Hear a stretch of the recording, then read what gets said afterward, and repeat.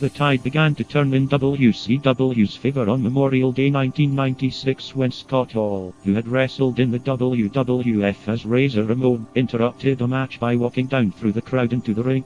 He delivered his view on the war speech. "You people know who I am," he began, "but you don't know why I'm here." Hall said that he and two of his associates were going to take over. Many thought he meant Bret Hart and Shawn Michaels. Then still with WWF, Hall challenged the best WCW wrestlers to stand up and defend the company against their onslaught.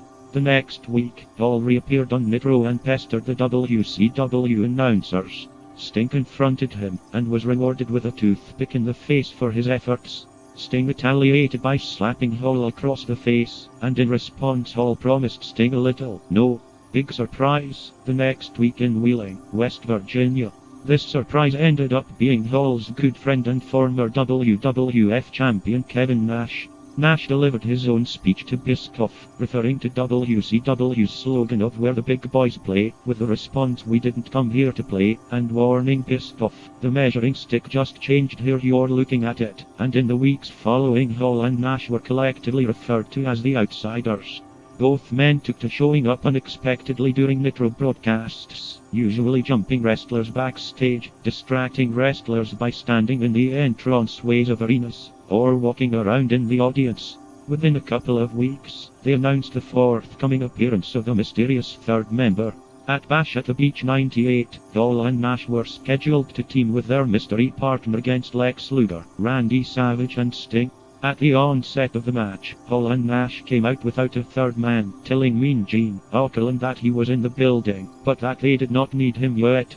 Shortly into the match, a Stinger splash resulted in Luger being crushed behind Kevin Nash, and being taken away on the stretcher, reducing the match to the Outsiders versus Sting and Savage.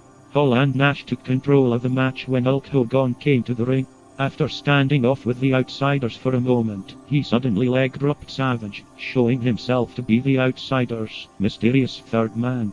Giving an interview with Okerlund directly after the match, Hogan claimed the reason for the turn was that he was tired of fans that had turned on him. Hogan referred to a New World Organization of Wrestling. The faction was soon dubbed the New World Order, the NWO, beginning a feud between wrestlers loyal to WCW and the NWO. The fans in attendance were so outraged at Hogan's betrayal that they pelted the ring with debris, such as paper cups and plastic bottles, for the duration of his interview. One fan even jumped the security railing and tried to attack Hogan in the ring, but was swiftly subdued by Hall, Nash, and arena security. According to Bischoff, the original plan for the NWO was to have Sting be revealed as the third man rather than Hogan, but Hogan convinced Bischoff to make him the third man instead, with the reasoning that the third man needed to have WWF name value, much like Hall and Nash did during their initial appearances as the Outsiders. Because of his tremendous success as the face of the WWF in the 80s and early 90s, Hogan was universally associated with the WWF and therefore was the perfect choice to lead the NWO.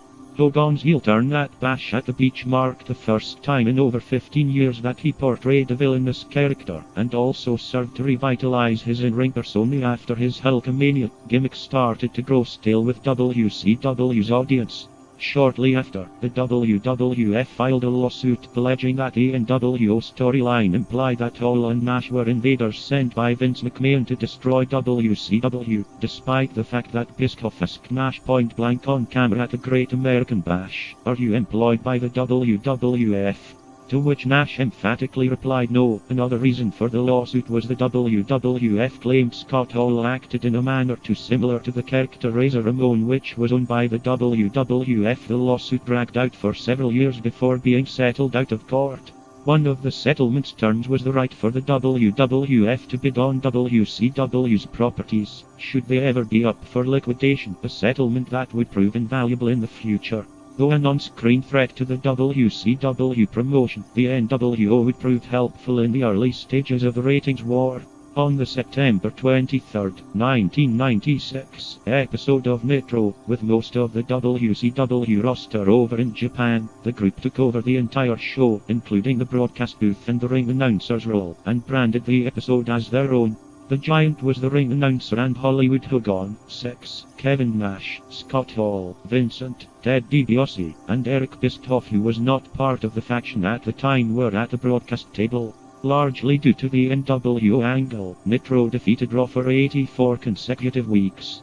During this time, WCW occasionally revealed the endings to pre-taped Raw matches at the beginning of its live broadcast.